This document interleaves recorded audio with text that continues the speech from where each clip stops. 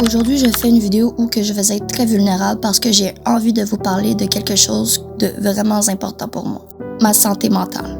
Ce matin, je me suis réveillée en pleurs, en pleine crise. J'ai fait un rêve qui a réveillé des blessures du passé. Ça fait plus de 10 ans que je me bats avec mes traumatismes et avec des troubles qui, encore aujourd'hui, ne sont pas encore clairement diagnostiqués. Depuis que je suis enfant, on me décrit comme instable, je dirais même incontrôlable. Je me souviens même la fois où mon ex-belle-mère a dit à mon père que je ne me ferais jamais d'amis et que je ne serais même pas capable d'aller au secondaire tellement que j'étais ingérable. Aujourd'hui, oui, je suis différente, mais ce que j'avais enfant n'a pas disparu. Ça s'est juste transformé en problème d'adulte. Et maintenant, c'est à moi de chercher ce qui cloche sans même être sûr de qui je suis réellement.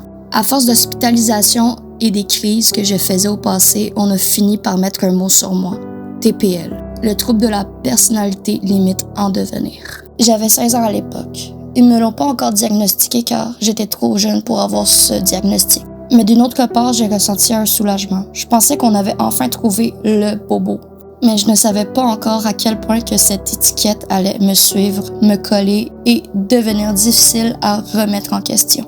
Avec du recul et surtout avec un entourage plus sain, j'ai remarqué quelque chose d'important. Mes crises apparaissent surtout en situation de stress intense ou de surstimulation. Quand j'étais dans un environnement toxique, les crises étaient plus fréquentes. C'est à ce moment-là que j'ai réalisé que c'était pas moi le problème, mais le contexte.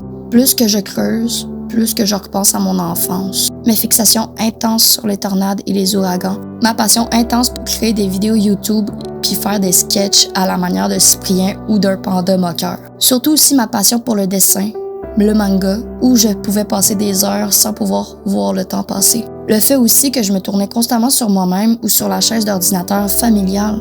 Et surtout les cris, les reproches, les punitions. Pas parce que je faisais quelque chose de mal, mais parce que j'étais comme ça. Maintenant, je peux plus vraiment blâmer mes parents aujourd'hui car, à l'époque, ils n'avaient pas les outils nécessaires pour m'aider. Et de plus, ils ne savaient pas que je n'étais pas juste TDAH. Dans mes relations, on m'a toujours souvent qualifiée de toxique parce que je faisais des crises. Et lorsque je faisais des crises, je faisais non seulement du mutisme, je m'isolais, je n'arrivais pas à soutenir le regard, je n'arrivais pas à regarder le monde dans les yeux. Et je n'arrivais pas à me faire toucher. Personne ne pouvait me toucher lorsque j'étais en crise. Pour quelqu'un qui ne connaît pas ce fonctionnement, tout ça, ça peut sembler toxique, mais ça ne l'était pas. J'ai même vécu une relation où mes limites étaient volontairement ignorées lors de mes crises jusqu'à ce que je craque pour que l'autre puisse se poser en tant que victime dans la situation. Aujourd'hui, plusieurs personnes autour de moi, amis, intervenants, me parlent d'autisme. Au début, je refusais d'y croire. Je me disais, si c'était vraiment ça, un psy l'aurait déjà vu. Puis j'ai commencé à écouter des témoignages de femmes diagnostiquées TPL avant de découvrir qu'elles étaient en réalité autistes. C'est là que je me suis posé la question, et si on s'était trompé sur moi aussi?